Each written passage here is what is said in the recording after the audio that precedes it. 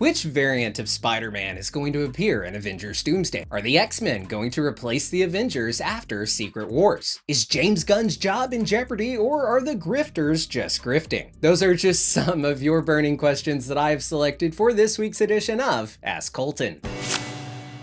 Hey everybody, Colton here, and this is the mailbag style show where I take your questions about Marvel, Star Wars, DC, movies and streaming in general. Whatever you want to ask, send it in to the email address AskColtonNow@gmail.com, link in the description below. And hey, maybe you'll see your question featured right here on the show.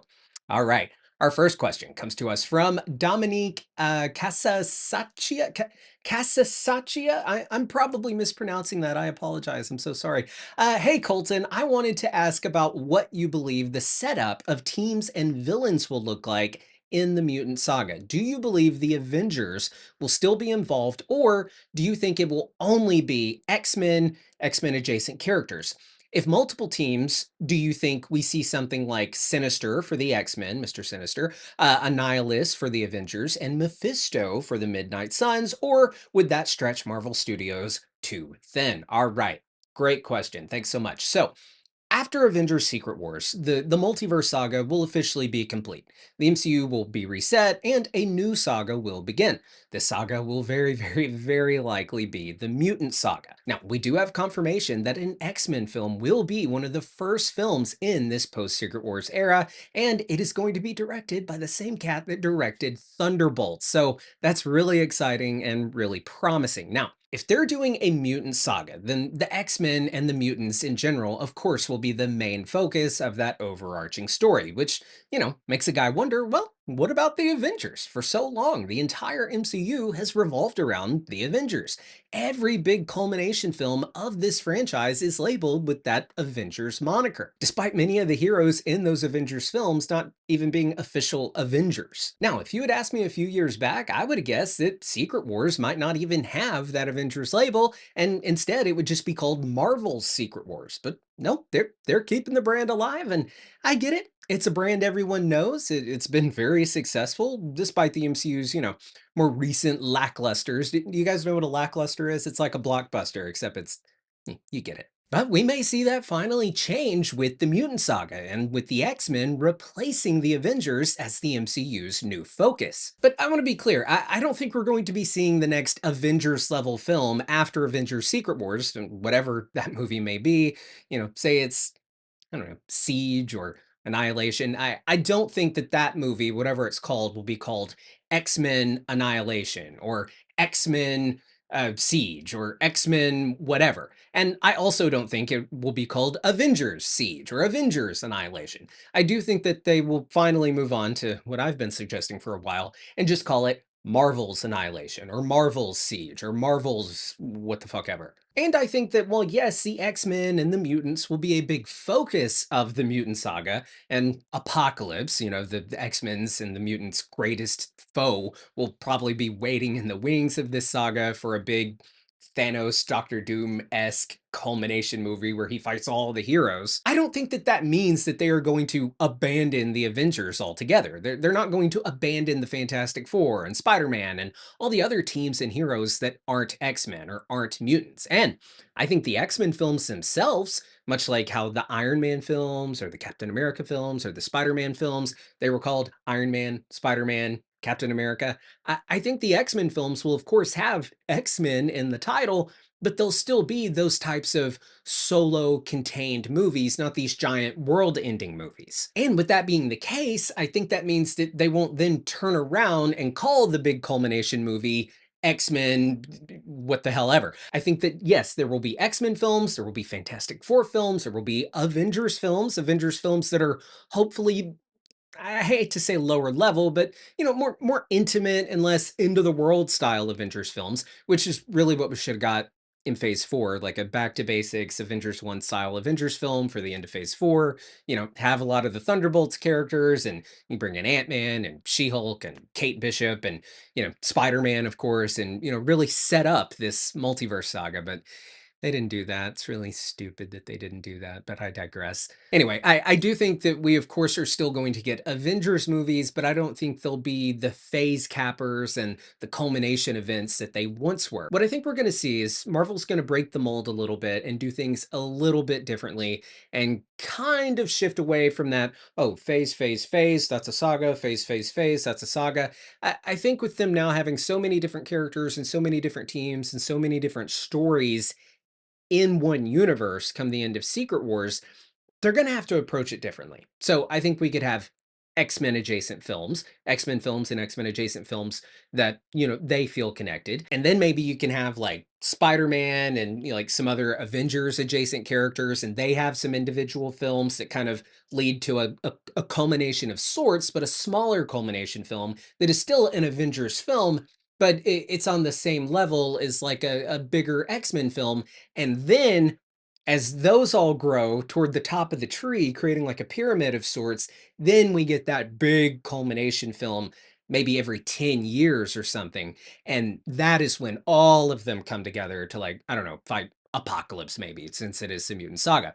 And of course, we also need to bring in characters like our questioner asked about Midnight Suns, which could include Ghost Rider, Moon Knight, Blade. I really hope to see like that area of the MCU finally explored. Ideally, Kevin Feige will like bring together a team of people who like serve directly under him as shepherds of each wing of this new MCU, and they can develop essentially their own little pockets of this interconnected universe, certain groupings of films that tell smaller interconnected stories that eventually all come to a head at the end of the saga. And to tie it back to Midnight Suns, for example, you could have a Blade movie, a Moon Knight season 2, a Ghost Rider movie, maybe throw in, I don't know, Daredevil and Punisher, throw in Born Again, and then that could all build to a Midnight Suns culmination movie. And that would be on the same level as an X-Men movie and an Avengers movie. And they would all come together for the big end of phase movie. I also think that Deadpool and Wolverine are going to keep doing their own thing elsewhere in the MCU, like in the comedic R-rated corner of the MCU. Maybe do something like X-Force, I think would be fun. But it's really important that if they're going to do all of this, it's important that each film be approachable and not have people feeling like they have to watch every single movie and every single show that Marvel puts out. And we can't have Kevin Feige getting stretched too thin again. That's why I said that I hope he puts together a team that kind of oversees each corner of the MCU, and then Feige can be kind of like, God, and oversee the whole thing on a macro level that, eventually leads to that next Endgame or Doomsday or Secret Wars level event that brings the entire universe together in like 2037 or something. But honestly, I think come that point, Feige will have moved up to president of Walt Disney Studios, and he'll be overseeing all of Disney's movie studios like Marvel, Lucasfilm, Pixar, all of them. But yeah, to wrap up the answer to your question, I do think that X-Men are going to be the primary focus of the Mutant Saga. And I think that, of course, we're still going to get Avengers films and Spider-Man films and Fantastic Four films. But maybe with it being the Mutant Saga, the same way the Infinity Stones popped up here and there and the multiverse popped up here and there in these sagas films, perhaps mutants will pop up here and there, or the world's response to mutants, and that'll be an underlying theme in all of the films, keeping them all tightly connected. All right, thank you so much for the question. Next up, we have got a question from StaunchStrootle. Colton, you have been adamant that Spider-Man will be in Avengers Doomsday. Yes, I have. And that it is stupid to think otherwise. Did I say that? But leakers are saying that Tom Holland is not in the movie. What say you? All right. I don't know if I said it was stupid, but point taken. So Spider-Man is in Avengers Doomsday. You can take that to the bank, Colton guarantee. It's not worth much, but it's there. I think it's just a question now of which Spider-Man will be in Doomsday. The most obvious answer being Tom Holland's mainline MCU Spider-Man, but this is a multiversal clashing of universes movie that will feature the return of the Fox era X-Men. So Tobey Maguire and maybe Andrew Garfield's Spider-Man showing up, It isn't even a little far-fetched, so let's break it down. So let's start with Tom Holland's Spider-Man. He is currently in London filming Spider-Man Brand New Day, which is also where Avengers Doomsday is simultaneously being filmed. Now, Holland's absence from the Avengers Doomsday chair lineup video revealing the cast of the film was notable, certainly very notable. And there were other big names like Ryan Reynolds' Deadpool and Hugh Jackman's Wolverine and Chris Evans' Steve Rogers that weren't there as well. But those are some pretty big names that maybe they aren't wanting to confirm are part of the cast. Maybe they want those big pops for when people are actually sitting down watching the movie. But we've also got missing names like Benedict Cumberbatch's Doctor Strange, Tatiana Maslany's She-Hulk,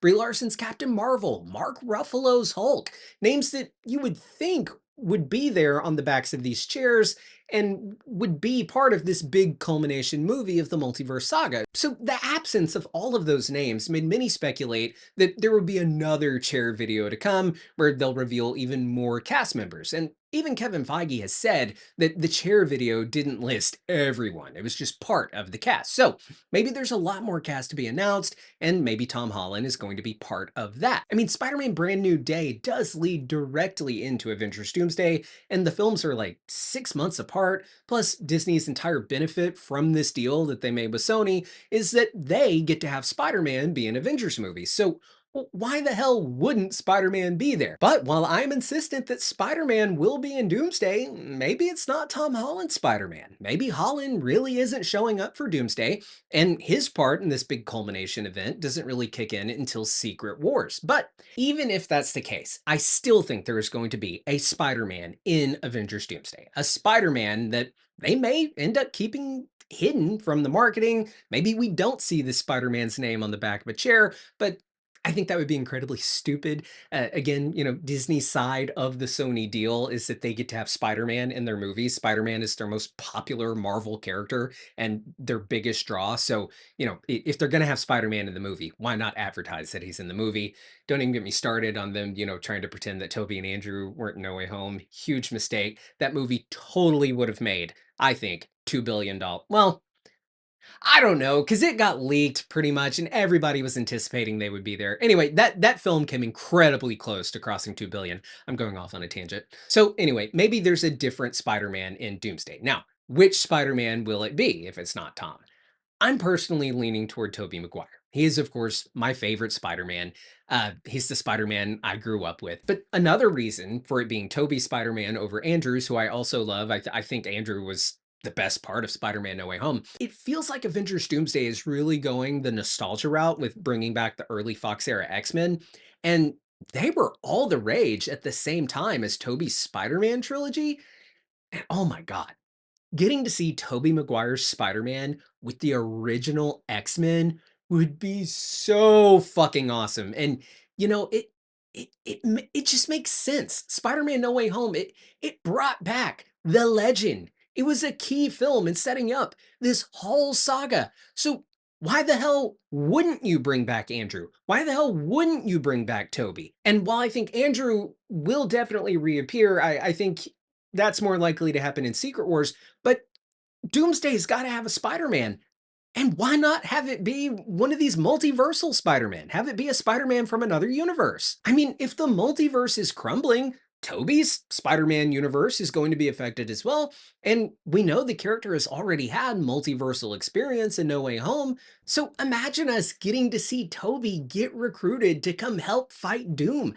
Maybe like when he blipped back to his universe at the end of No Way Home, maybe he found it completely destroyed and just gone. And now he's been determined to get it back. And maybe we could get a little backstory about maybe him coming face to face with Doom. Maybe Tobey's Spider-Man ended up landing in the void because he had no universe to return to. And maybe that is where he ends up coming face to face with Loki after Doom yeets him off the throne. The possibilities are seriously endless. I mean, God, that would be cool. Doom throws Loki off the throne. Loki falls into the void. And there we see a shadow step up. And it's fucking Tobey Maguire's Spider-Man. Oh my God. And then Loki like puts together his own team. Like we're going to have the different teams, throughout Doomsday. And Loki's team could be heroes that he recruits from the void who have landed there because Doom has already destroyed their universes. pretty fucking cool. Now, another reason to have Tobey Maguire's Spider-Man be in this movie is because Doomsday, I think it's really important, especially leading into Secret Wars, that Doomsday showed just how brutal Doom is. Tobey Maguire's getting up there in age. Tom Holland is Spider-Man, and I say getting up there in age to play Spider-Man. Um, Tom Holland also, he's Spider-Man, and you don't want multiple Spider-Man franchises going on at the same time. Though I would like to see Sam Raimi do a Spider-Man 4, bring back Tobey, do one more. But anyway, my point is, to show Doom and how cruel he is, you need people for him to kill. Why not have him kill Tobey, Spider-Man?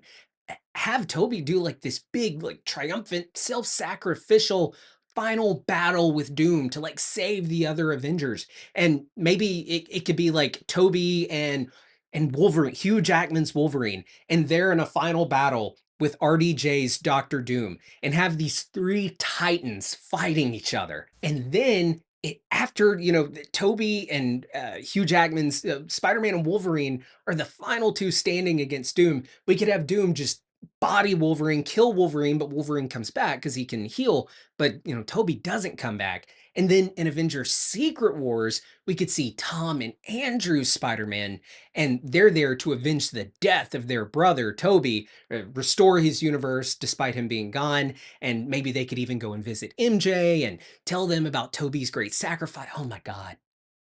Marvel, please, I will consult for free. Just give me a call. Please give me a call. All right. I've probably gone on too long. Thank you so much for the question. I really appreciate it. All right. Next, we have a question from Michael Gracie. Hey, Colton, I too was disappointed with the Peacemaker finale, but I thought the season overall was another big win for DC.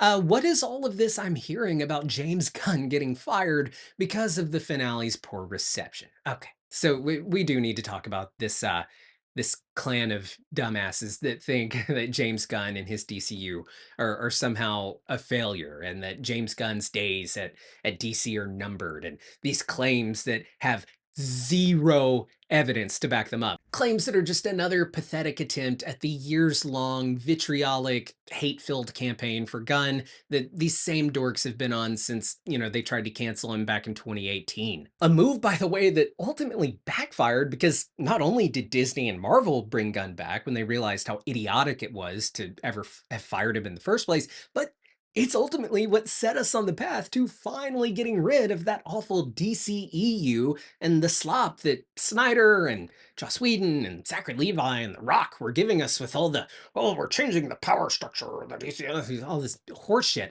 And now instead we have the super successful and beloved DCU that really has yet to put out a bad piece of product. Granted, it's still early. They could totally screw the pooch on something that's perfectly within the realm of possibility. Nothing's perfect.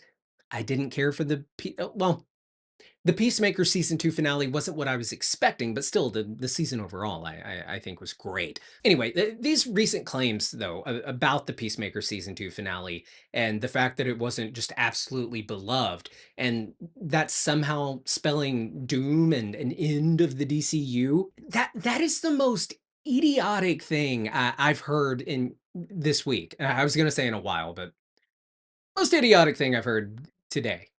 But guys, a meh finale doesn't take away the fact that Peacemaker season 2 was great. It doesn't take away the fact that it was beloved by fans and critics. And there's the Superman of it all. Now, I know these dorks who can't seem to do basic math think that Superman lost money. Listen to me. Even if even if Superman wasn't profitable for the studio, which it was, but even if the film itself didn't turn a profit, it was still a win because it cleansed the palate of the general audience when it came to DC movies. Oh wow, DC can make good movies that don't have Batman in the title. And again, I say this as a guy who I like The Flash. I like the Aquaman movies. I loved Henry Cavill's portrayal of Superman. But the DCEU it just was not working. And James Gunn, and because these same dorks tried to cancel him in 2018, and what they ultimately ended up doing was setting him on the path to become the big boss at DC. Now, did Superman make all the money in the world? No, of course not. But in total, it made about $615 million at the worldwide box office. That's about 55 million short of what the last solo Superman movie, Man of Steel, made, which, by the way, I love Man of Steel, but we have to remember when Man of Steel came out if we're going to compare the two.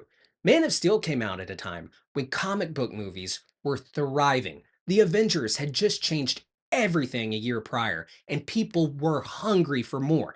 It also came out at a very different time for the movie theater industry. Movies were just making more money then. And DC, they were also in a good place at that time with Nolan's Dark Knight trilogy, having just, come out like what it had just finished like a year or two prior, right? And their brand was very respected and admired by audiences.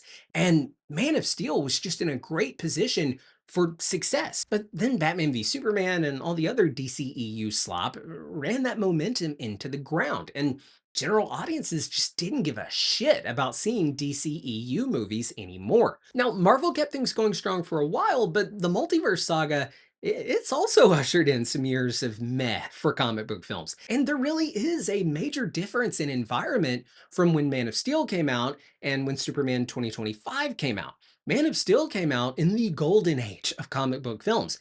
Superman 2025 came out during the fucking depression of comic book films, and it still made just shy of what Man of Steel made. So no, Superman was not a failure. That's a data-proven fact. 83% critic rating on Rotten Tomatoes, 90% audience score, and this is anecdotal, I admit that fully, but I have yet to meet a single person that didn't like Superman.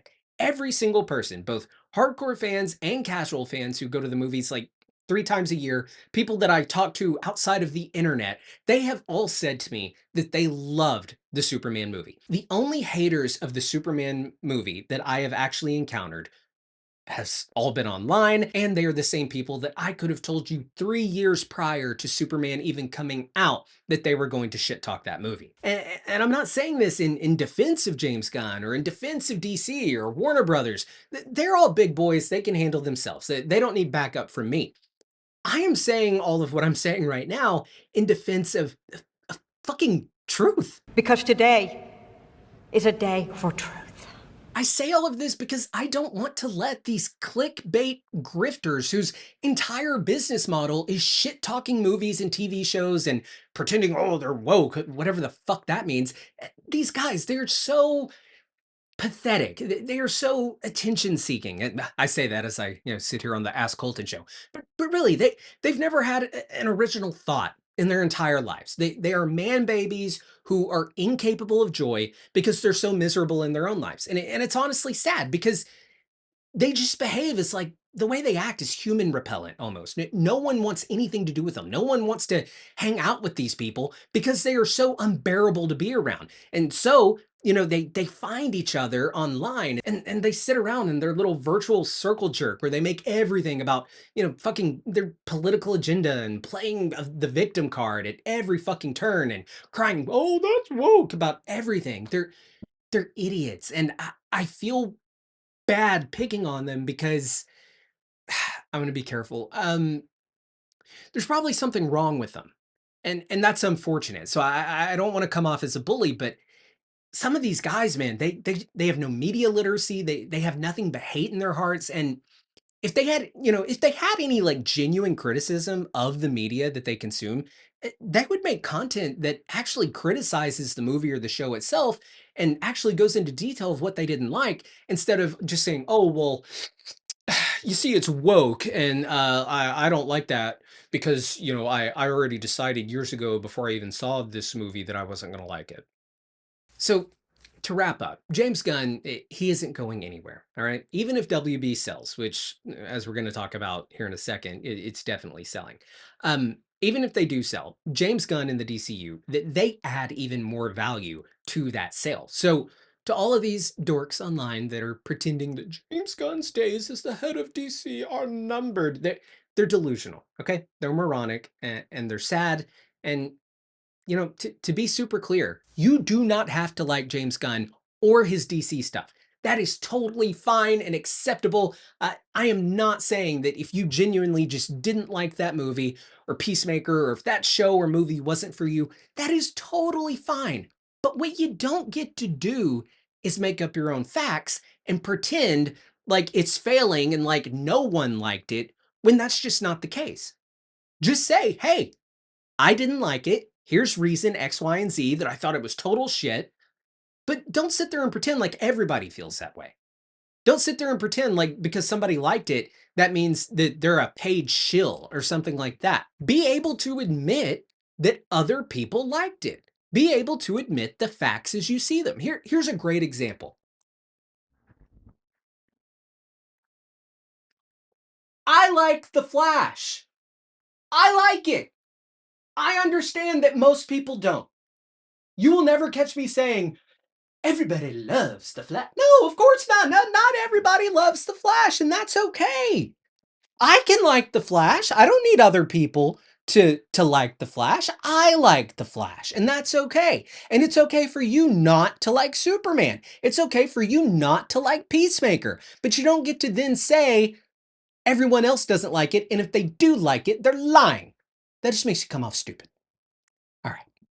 Our next question, Jesus. All right, our next question comes to us from Tan Eugene with Brad Winderbaum being the head of streaming content at Marvel, with him revealing that the Daredevil Born Again team and the Spider-Man Brand New Day team have communicated with each other.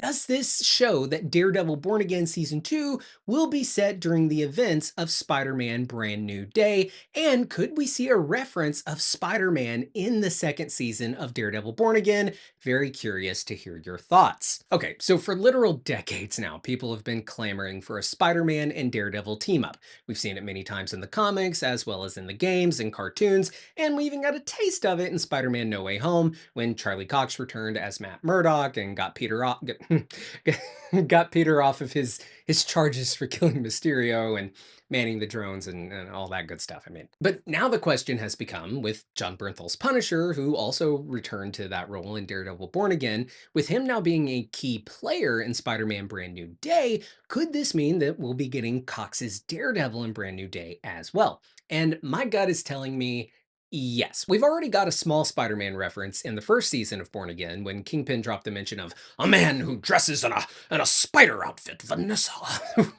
And that was awesome. That was fucking awesome because of course it's just neat to hear mention of Spider-Man in a Daredevil show, but it's also awesome because Kingpin is arguably just as much a Spider-Man villain as he is a Daredevil villain. So getting to hear Vincent D'Onofrio's Kingpin bitch and moan about Spider-Man, that was great. And like our questioner said, Winterbaum, he did confirm that the Born Again season 2 team and the Spider-Man Brand New Day team, they are in communication with one another, which is really great to hear, regardless of if Daredevil shows up in the movie or not, because this is a shared cinematic universe. Both projects take place in New York City. They share cast members, with the Punisher being in both. They need to talk to each other. The teams behind WandaVision and Doctor Strange in the Multiverse of Madness, they did not communicate whatsoever. And Elizabeth Olsen, she did her damnedest to try to be like, hey, should you guys talk? Do you want to talk to me? I might be able to give you some guidance because it feels like you haven't seen the show.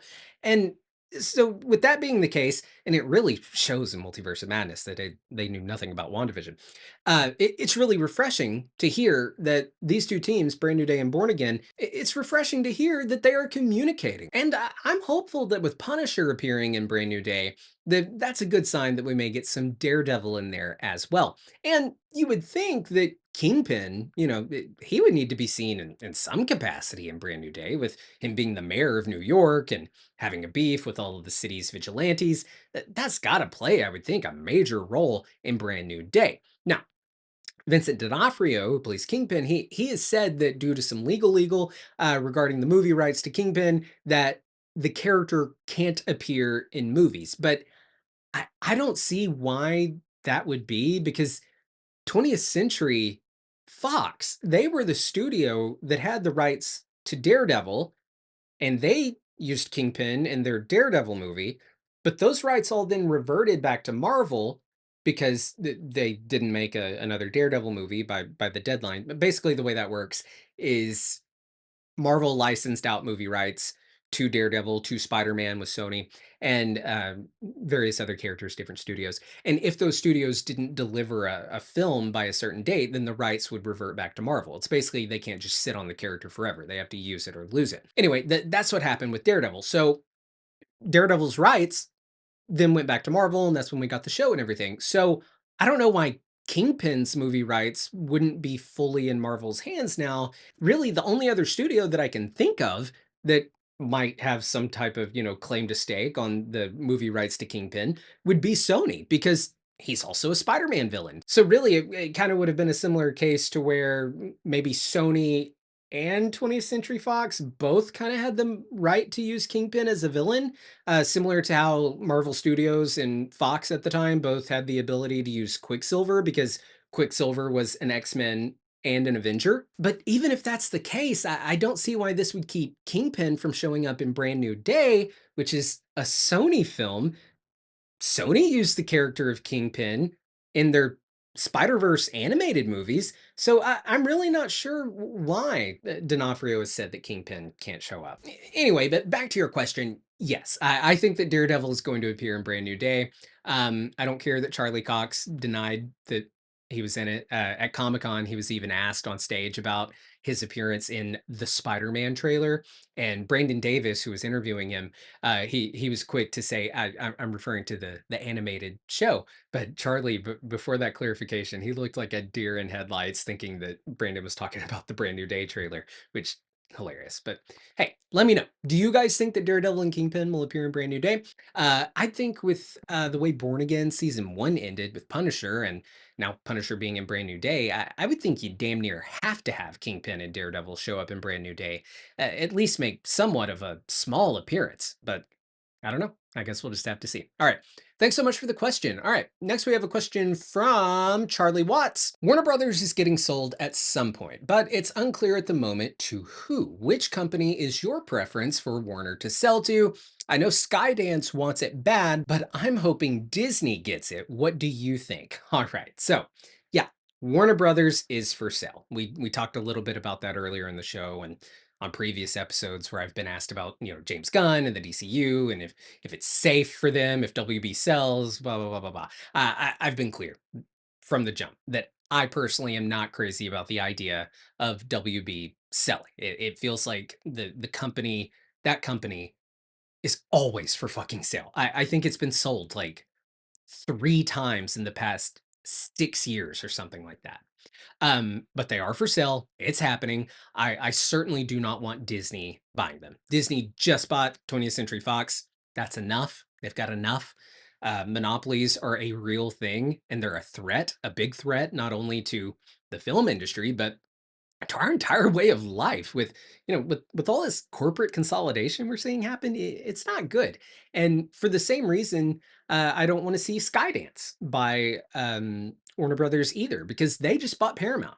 I don't want the same company owning two major movie studios. That's just a no for me. And going back to Disney for a second, because I can already hear some people commenting, "Oh, but what about, if Disney buys them, we get Marvel and DC crossover." I could give a fuck about Marvel and DC being owned by the same studio, and by that I mean I could give a fuck. I don't want it. That is the fuck I give, is that I don't want it to happen.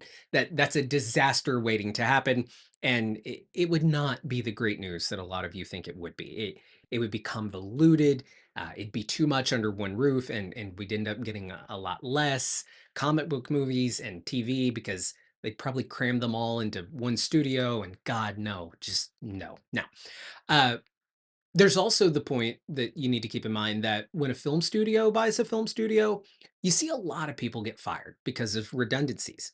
And that can be avoided if, say, a tech company were to buy Warner Brothers instead of another media company. So, who do I want to buy it? Well, my simplest answer is no one, but that's not an option. They're very much for sale, and the bidding war is underway. Now, a dream purchaser would be perhaps, some filmmakers got together, and maybe some theater owners got together and bought Warner Brothers. But that's also not going to happen. But unfortunately, the buyer is most certainly going to be a major corporation. They're the only ones who can afford to buy it. So we've got three options that are coming to mind for me, at least. Those are Amazon, Netflix, and Apple. So, Amazon and Apple, they're both tech companies, different branches of tech, but still tech companies. And Netflix is a streamer, the world's biggest streamer. But Amazon and Apple, they are both getting into streaming as well. And I'll start with Netflix. I'm not crazy about the idea of Netflix getting Warner Brothers because Netflix seems to have a disdain for the theatrical experience. And I mean, I get why they're a streamer.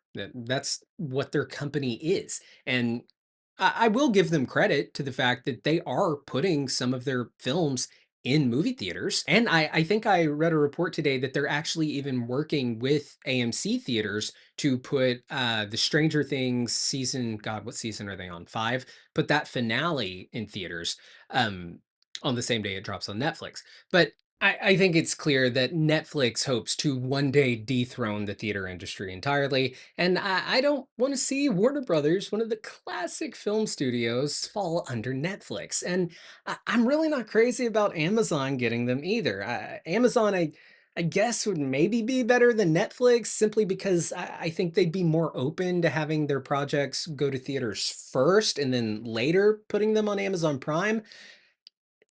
There's also the fact that Netflix, they put out some good stuff, but they put out a lot of stuff, and a lot of it's just not good. And I don't want that touching Warner Brothers. I'd say Amazon probably has a better consistency in terms of quality over quantity, but there's also the fact that I cannot stand Jeff Bezos. I can't fucking stand the guy, and I don't trust Amazon really to handle the prestige of Warner Brothers Pictures and the legacy that that company has as arguably probably the greatest film studio of all time.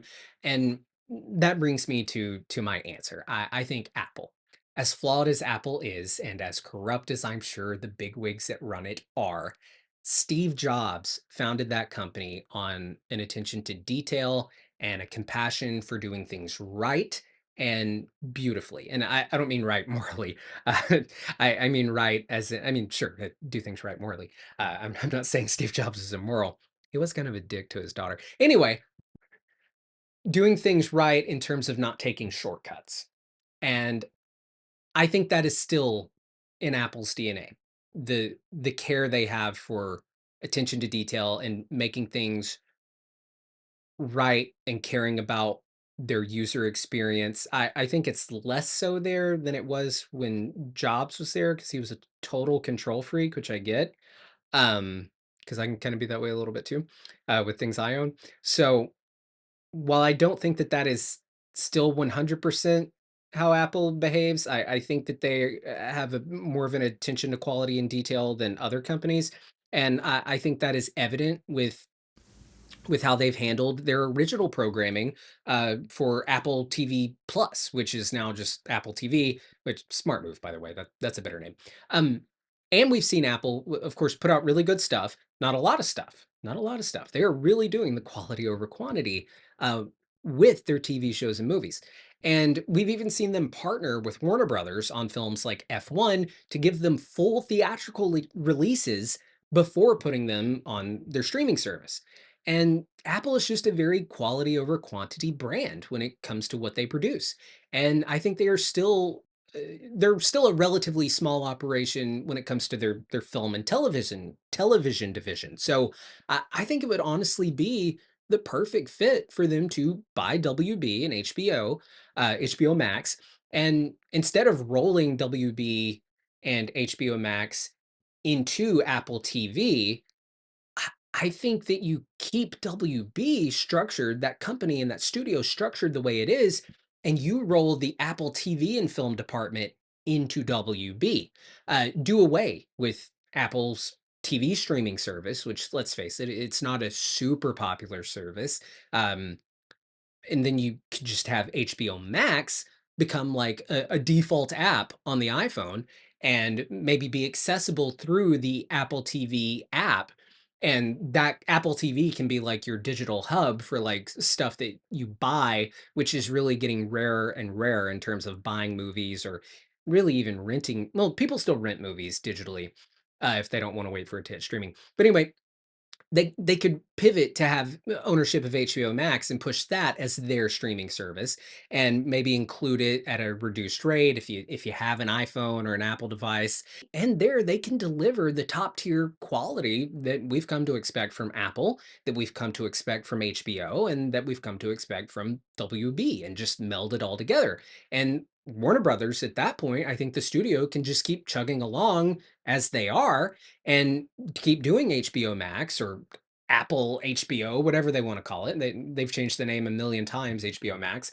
So whatever they want to call it, I think Max is the dumbest part of that. Didn't they name it Max? Yeah, they named it Max for a while, took out HBO.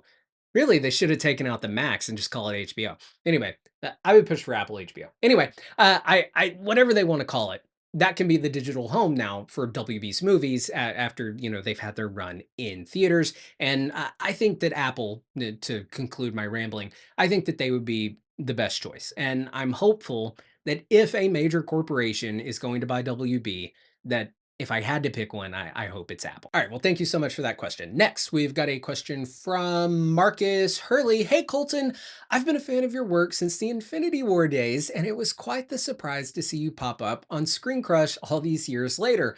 I was wondering how you went about joining the ScreenCrush team and what your role at the channel consists of.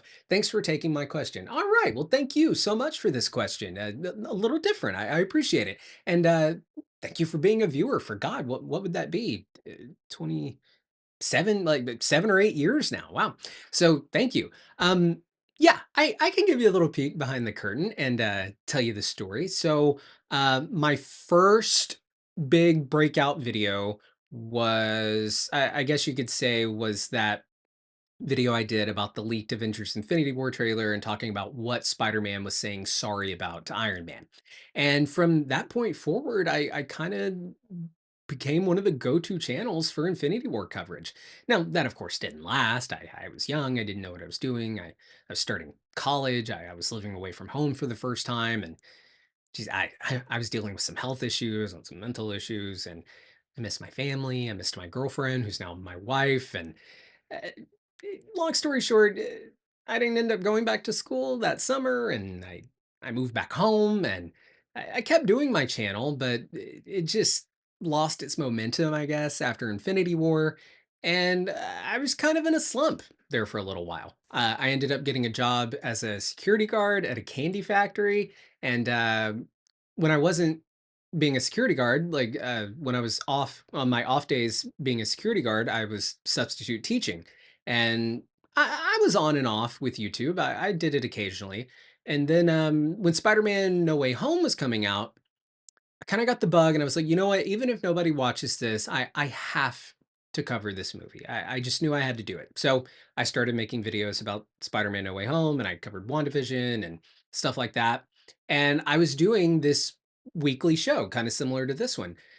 No one was really watching it, but I'm really glad I was doing it because luckily my friend and coworker Harriet, who's the post production manager at ScreenCrush, she found my channel, she found my show, and recommended me to Ryan Airy, who runs ScreenCrush, as a writer.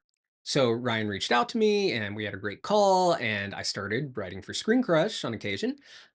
This was also when ScreenCrush was smaller. I don't want to say like it's much smaller. We hadn't reached 1 million subscribers yet, so we weren't small, but we weren't as big as we are now.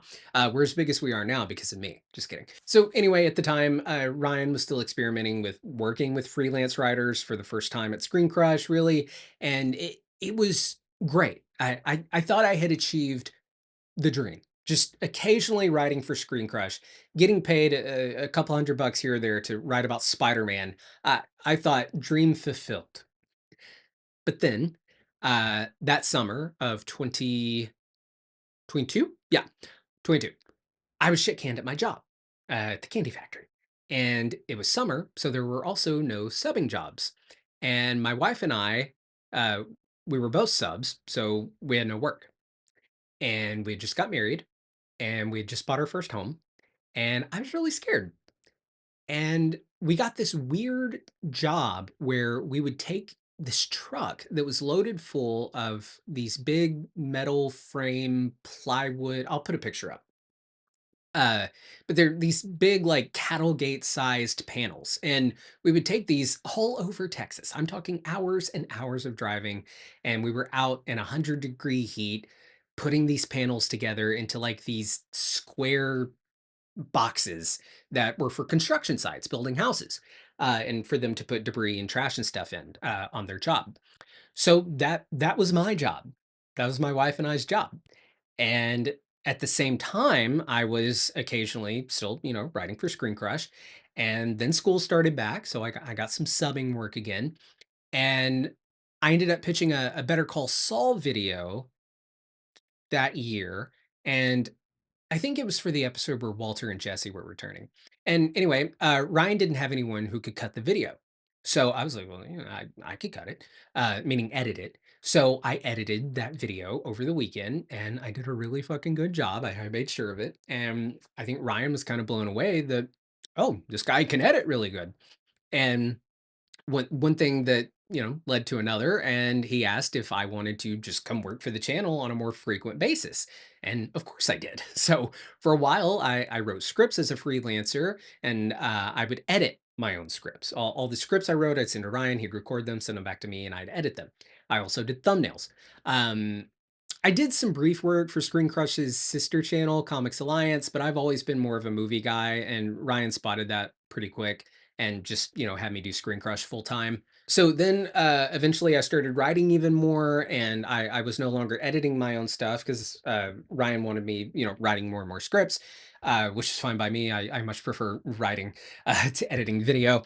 Eventually, I started popping up on camera in like talkbacks and stuff. And then eventually I got to host a few things on the occasion.